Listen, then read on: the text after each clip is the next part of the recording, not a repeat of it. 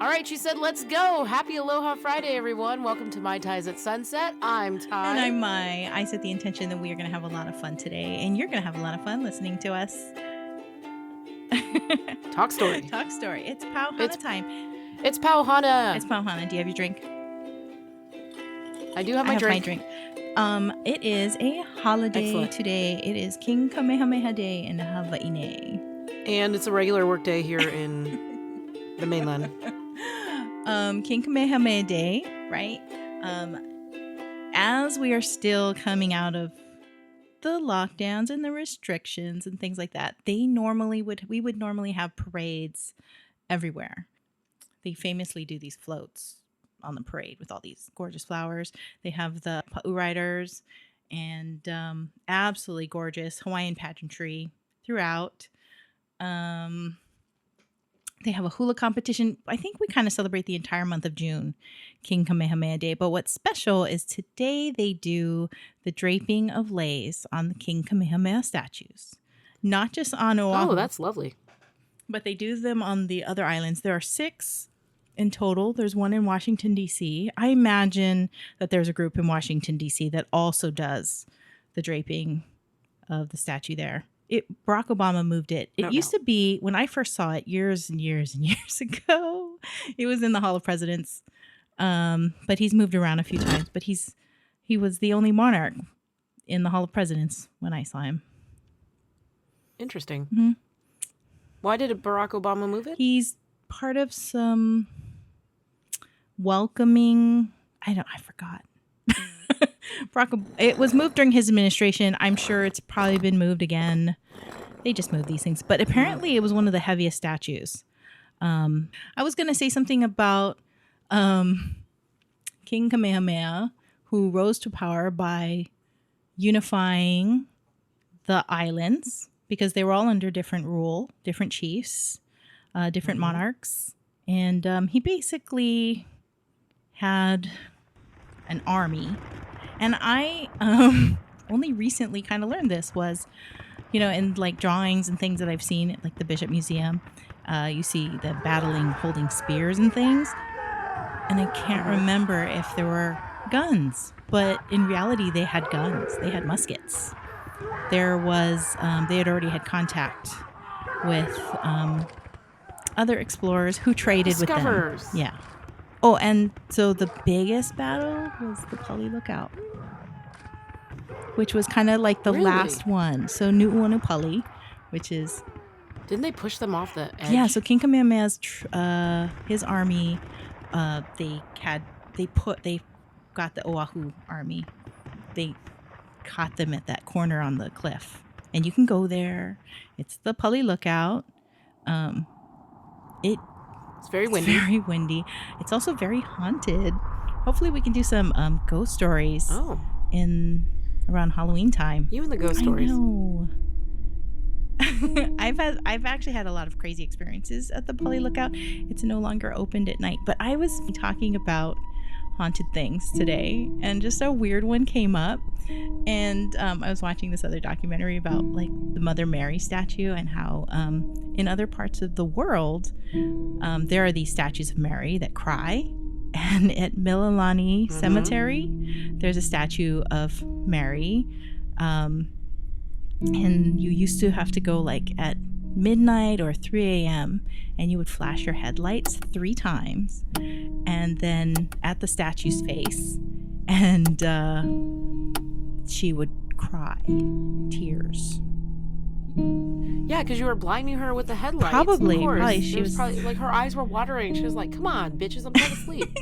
But I remember being too chicken to get out of the car to go look. Yeah, but I went there. That wouldn't be something that I would want to partake in. Now you can't go there you can't go there anymore at night. There's a guard, right? Because everybody was flashing. Probably in there. In a non-biblical sense. I know. They just wanted to see the miracle of Mother Mary's statue crying. Do you have a spooky tale for Hawaii that you want to tell? I don't think I have a really spooky tale for Hawaii. I don't think I really mess with the spirits there. I just know that the H3 is probably the most the tunnel in the H3 is probably one of the most haunted places. I can tell you that my family had a supernatural experience when they lived in New Jersey.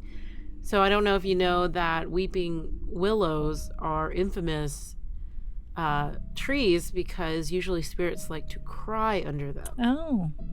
Hence weeping willow. And so my dad told me in New Jersey when my brother was super young and my mom and my dad just got married, my dad couldn't sleep at night because he kept hearing this widow woman, her spirit crying under the tree, a weeping willow outside their house. And one night he just went outside and told her to shut up because he was like, I'm so tired of you crying. Like, you need to move on. You need to go somewhere else. And she stopped. He like literally just told her like, I cannot sleep. I cannot, function because you are crying every night. And you need to move on. And she left. Well, actually, I have an addiction to ghost hunter shows. And that is actually now the truth comes out. That is actually something that they kind of all say is these ghosts are just people, and if you just ask them, you just talk to them, communicate with them, you don't have to be angry at them, but reason with them and say, what, really, I'm trying to sleep, can you please move on? Well, he didn't do that. He was actually a little angry because he was like, okay, I'm gonna let it go on for a little while, and then like a few months later he was like, okay, this is enough. My dad's always told me that he's had like a sixth sense, and I never believed him, but I will tell you that my grandfather passed away. His dad passed away, and there were a lot of like family members staying over at the house. I was sleeping in the living room for some reason. I was just sleeping in the living room, and we have a motion detecting light outside. And I was sleeping, and this was before like Ring cameras and all the motion sensor stuff, but there was like, the basic floodlight. My dad was saying something like a prayer or something, and then we were all going to sleep, and the light flashed like a few times. And my dad was like, oh, your grandfather's here, and he says it's gonna be all right. And then we had the funeral the next day, and he was buried, and it was raining. Terrible rain. And all of a sudden the clouds parted and the sun shined down right, and like everybody saw this. Sun shined right on his grave, fresh grave, and then it went back to raining. Wow.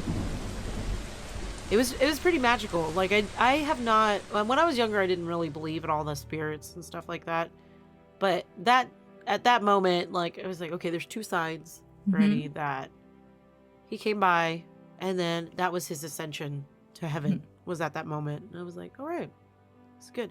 And then the same thing happened to his wife, my grandmother. That also happened. The clouds parted, sun. They were really good people, though, I will say. They were a doctor and a nurse, respectively, and lived in Taiwan most of their life. They lived in China when they were younger, and they were married. And then they moved to Taiwan, and my grandfather was like a really big general in the Air Force in Taiwan, but he was also a doctor. So, and what is interesting is he was very tall for a Chinese man, and my grandmother fell in love with him while he was playing basketball. Oh, okay. She was a nurse watching the guys play, and yeah. So that's their story, a little bit of their story, but it's very cute. So I believe in, like, a lot of the spiritual stuff. I believe that there are some wicked spirits out there that want to mess with people sometimes. It's interesting to watch, like, The Conjuring and all these, like, exorcism and stuff like that, because I had a discussion in college. I remember this. It was like a religion class. I don't know why I took it. I just took it. Didn't really need it. And I brought up the point that a lot of the exorcisms and possessions that people experience, a lot of their families were very devout. Like the extreme devout were always like possessed, quote unquote, by demons, just because somebody made the point that maybe it's a test to see if they are truly devout, because it's evil's way of testing their fortitude. That's what their belief. That's what they believe. And I was just like, oh, that's a good point. What if you know? that's their 'Cause, I belief, mean, and then that's why it manifested, because they believe in that. I don't know. Like the exorcism of Emily Rose was based on a true story, and she was extremely devout. No, I've like her seen. family. Like I straight agree. up. I see more of that kind of thing happening in families that are extremely religious. Right. So it's interesting. I mean, all this stuff is we can go down a rabbit hole of paranormal everything. But Hawaii, I'm just going to But say, is kind of special like that, where we have this connection of mythology and spirituality. Mhm. And then there's like the whole History. religious aspect that is alive and well in Hawaii. We have all the religions here. We have, and then that coexists with everything. Hawaii is, I think it's the volcano, honestly, you know, always kind of bubbling up. You know, Pele is alive and well, and she's always around. I had a friend who went and had a talk with her sister. He had a spiritual experience where he talked to Poliahu, goddess Poliahu, and asked her about like what she thought of Hawaii now. That sounds kind of cool. It is. Well, when you think about it, Hawaii was really like a beautiful paradise that was not modernized. The Industrial Revolution never came, you know, and then all of a sudden it boomed into this big tourist. So what is the purpose of Hawaii? Like everybody talks about it. If you're not from Hawaii or you haven't lived there and really appreciated it, everybody's like, "Oh, I'm going on vacation there." Like I think I've talked to 6 or 7 people who are going on vacation to Hawaii, and I'm like, "Good for you. Don't bring COVID there." And don't take any of the lava rocks home. Right. The Brady Bunch myth is true. Yeah. I think there were a few people who took rocks that I knew, and they were like, I just want to send them back. And they would send them to me, and I would put them back. Yeah. I've had a couple people do that. They were like, I have really bad luck right now. And I'm like, did you take something? Yeah, I also heard you don't just take it back, and you don't just drop it anywhere in the ocean, anywhere. Like, I think you have to take them back to, like, someplace where either they were. Like a sacred place, right? You know, yeah. Most of the time, I took them up to like the North Shore, like Sunset Beach. Yeah. If you have any doubt, just honestly say apologize, and say, "Oh yeah," I'd be like reading their apology letters. Please don't follow me home. Please go back to wherever. Yeah. I mean, I'm an avid shell collector, and I've never had a problem collecting shells because I think it's a gift from the ocean as long as you're not like using it for. I guess some people use it for monetary gain, but for me, I was making like little art out of it. Yeah, I haven't heard about any shells being. Shells have always been like used for trade and even currency at some point. So I think that they're used to. I think you're safe with taking those. Just don't take the lava rocks. Don't take the lava rocks. Yeah, that's the land. It's the Aina, so better leave it in place. The Aina. Yes. Well, we were talking about songs and singing in the beginning of the podcast, and then you cut me off and said we had to start over. Sorry. So I wanted to tell you a funny story. So my mom decided to venture out with us, my brother and I, on a work day. And she was really excited. We spent, I don't know, 10 hours in the car, driving all over the place, going all over the place. And my brother and I were like hitting up 80s and 90s music, and we would sing and stuff like we normally do. And I don't know what love song came on, but I started belting like a diva. And we got to this restaurant to eat dinner with the rest of my family. And I got out of the car, and I always open the door for my mom. And I was singing, and she was like, I don't know if my goosebumps are related to your singing really well or singing so poorly. Because I was hitting these like high notes, like Mariah Carey style.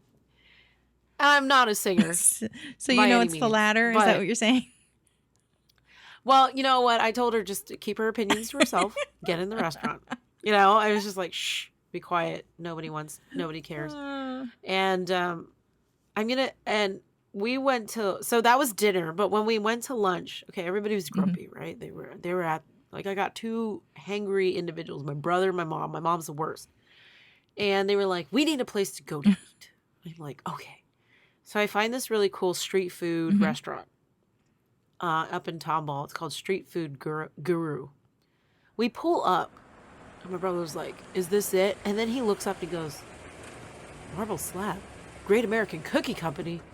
Hell yeah. And like we get out and we're like, we're getting ice cream after this. You know, like we're all dancing in the parking lot together. And so we eat. We go over to Marble Slab. This guy will not leave me alone. He's like, you need to buy the cookies. You need to buy some cookies. And I was like, I really don't need cookies. I don't want cookies. I want ice cream. And he's like, no, you need to buy the cookies because I'm the one who makes the cookies and brings them here. And I'm like, I'll buy one cookie. But I felt so pressured to buy cookies. But I will tell you that ice cream was without a doubt an amazing treat that I didn't need, but I wanted. Is Marble Slab, are they a chain? Yes. They were actually they were the original like movers and shakers before Cold Stone showed up. Oh, okay. And then now they're having to blend in with the Great American Cookie Company and they share like, you know, storefronts, but Cold Stone closed in Hawaii, Yes. I believe, in Kailua, Yes, right? the Cold Stone, I think all their locations closed in Hawaii. They couldn't compete. Which is surprising. Baskin Robbins, though, has been around forever here. Baskin and Robbins, dude. They don't do well here. They're still solid. You know why? It's their ice cream cakes. I'm pretty sure it's their ice cream cakes because that is Hawaii. There are parties. Like, I want to say everybody's has a party to go to every single weekend. And I can't tell you how many times pre-coronavirus I would see at least one ice cream cake from Baskin Robbins. It's like a staple that shows up, like Zippy's chicken. Hey, ice cream cakes are delicious. Yeah. Give me a good cookies and cream and I'm like sold. Well, okay. I made a funny TikTok video that has been viewed over 1,000 times now. Oh, congratulations. Since yesterday. Yay. I mean, I'm not trying to be famous or anything, but it was completely relatable for anybody who's ordered anything off of a semi-truck.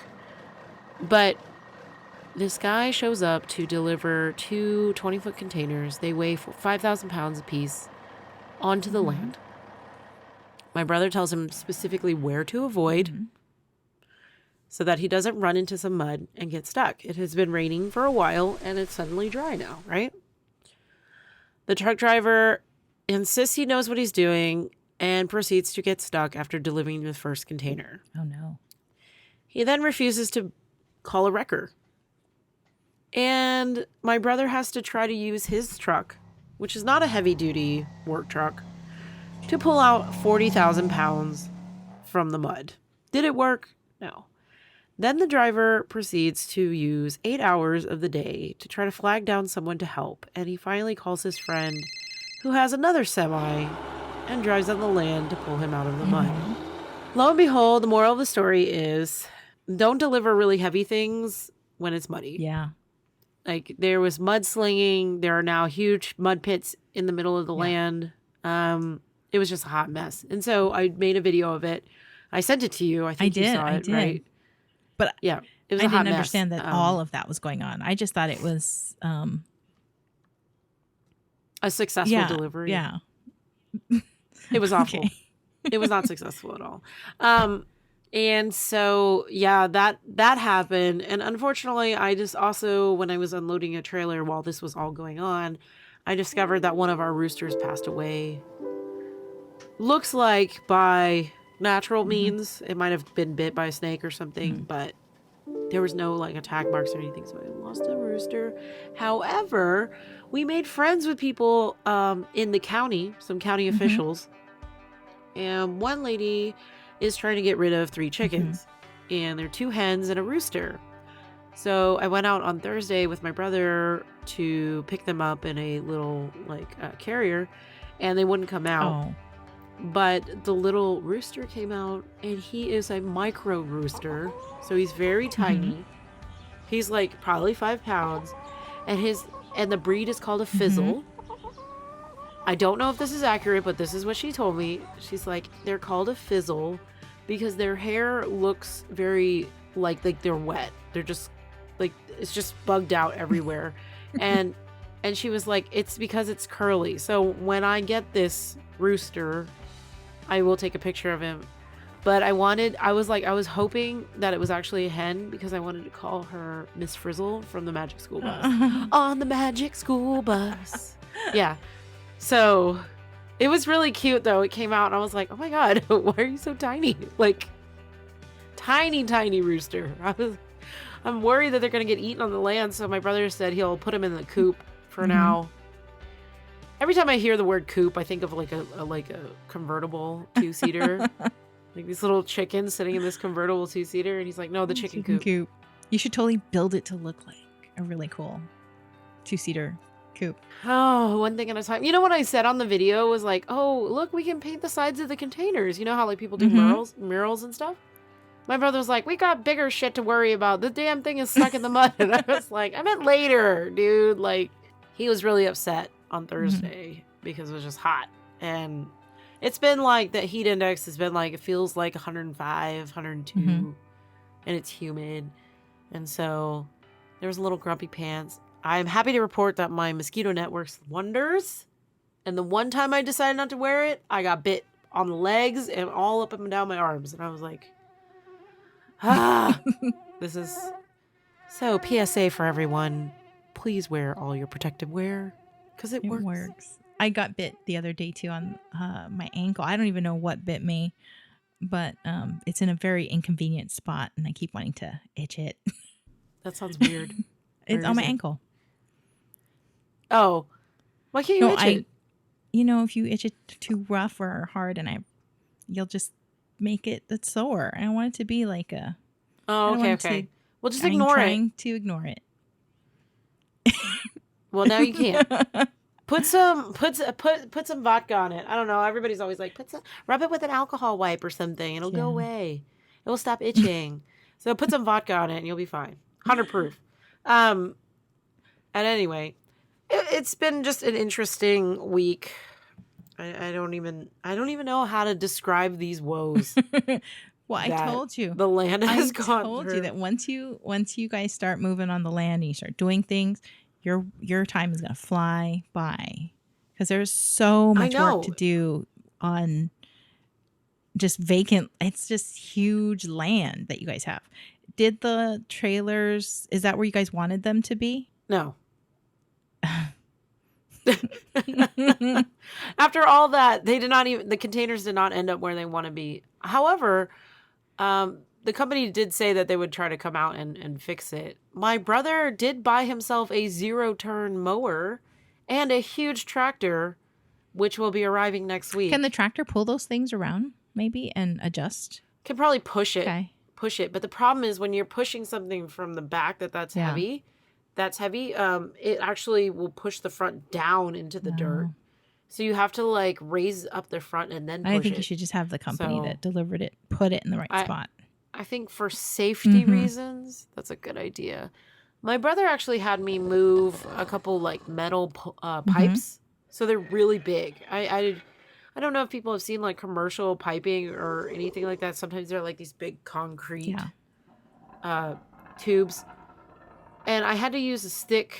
Well, it's called, I don't even remember what he called it, but it was like it wasn't a stick. It was like a metal spike. And I had to like put it under, dig under it, and then push it. I worked out that day.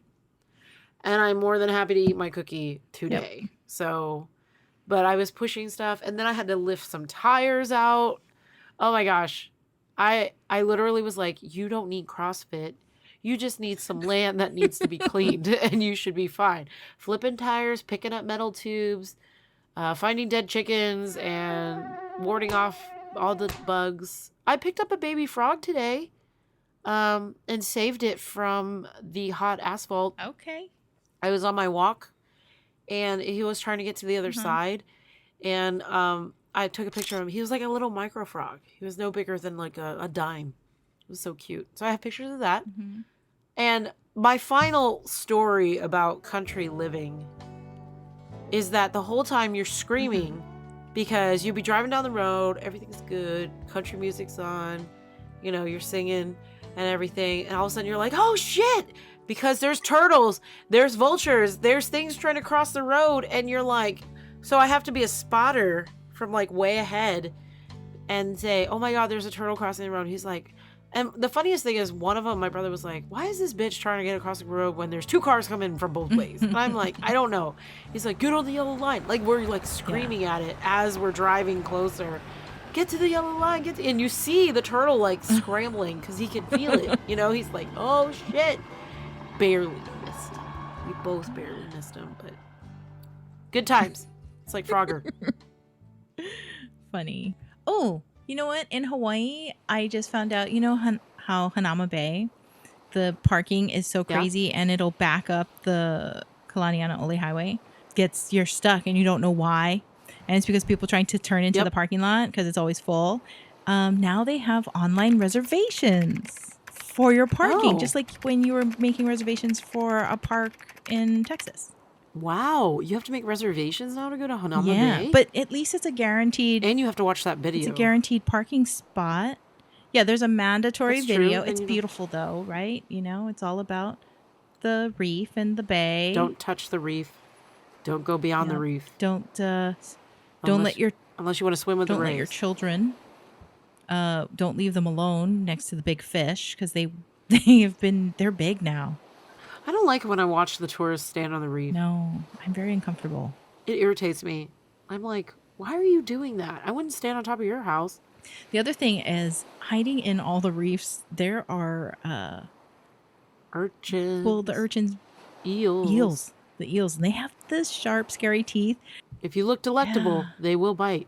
The barracudas. Ooh, barracuda. Mm-hmm. We have. Dun, dun, dun, dun, dun, dun, dun, dun, that can be our song of the week.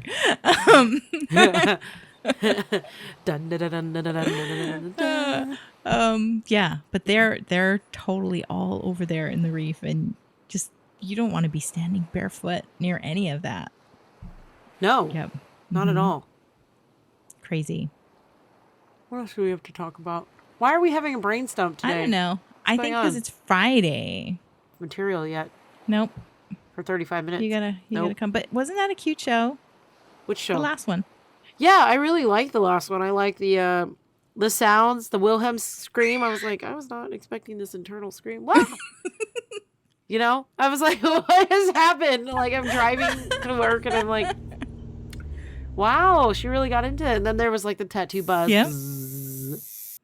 And yeah, so let's talk about the Tattoo Expo. So the Tattoo Expo was a little bit different. I mean, nobody was wearing masks, just so you know. So we went there, and there were guys from Kihei. They immediately knew, because I was like looking at. So the funny thing is, I was looking at the books, right? So I was looking for new art. I was like, man, this Polynesian work looks so good, like legit. So then I looked down, and I'm still looking at these books, and I'm like, man, this is like some quality Hawaiian tattooing, like the Polynesian work looked really good. The lines look good. The symbols, because I did research for my own. Then I look up again. The guy's like, hey, how's it? And I'm like, hey, how's it, bruh? And he's like, oh, you from the islands? And I'm like, I lived there for a while. And he's like, where you stay, right? Immediately, where you stay, where you go to school. And I was like, I lived in Kailua, Kaneohe. I lived in Aiea at some point, and I said, I didn't go to high school there, but I went to college. Oh, where you go? And I was like, HPU. And he was like, oh, that's expensive school, Oh, we're all from Maui. And they were like, Maui's the best island because, we've got Chick-fil-A. What? We've got Krispy Kreme. Yeah, they got a Chick-fil-A on Maui. Well, we're supposed to get one here. Yes. We are getting one here on Oahu. It will be insane. You will never eat there unless you order to go. Yeah. Like, they said it's insane. It's always busy. Yeah. Never can get in the line. The lemonade is to die for. Like, I know that Chick-fil-A sometimes has its own beliefs, but dang. But anyway, sorry. My pigeon accent is not as good as it used to be, and I'm stuffy. But all the typical questions came out, like where you stay, where you go to school, so like I knew the things. And so they were like, okay, she's legit. She's not like just making up that she just was, she's not just looking Hawaiian. I'm like, look, I stayed there, but that doesn't mean I'm native, but half of my heart lives in Hawaii. And they were like, okay. I think Krispy Kreme's tried to make a go on Oahu too, but it only stayed open in Maui, and then it would be really crazy that people would go to Maui, they would fly. Like they would take that early morning flight, go pick up fresh Krispy Kremes, fly to Oahu, And bring it back. and then they would be selling them. Like I remember for, I don't know, years maybe, people were selling Krispy Kremes fresh from Maui, like at random places on the side of the road. On the side of the road. Or, and they would always be doing them for fundraisers because everybody has that friend or cousin or auntie or uncle that works for the airline, like Hawaiian Airlines, and they would fly and they'd be like, yeah, I'll go pick some up for you. And then they bring like cases of them.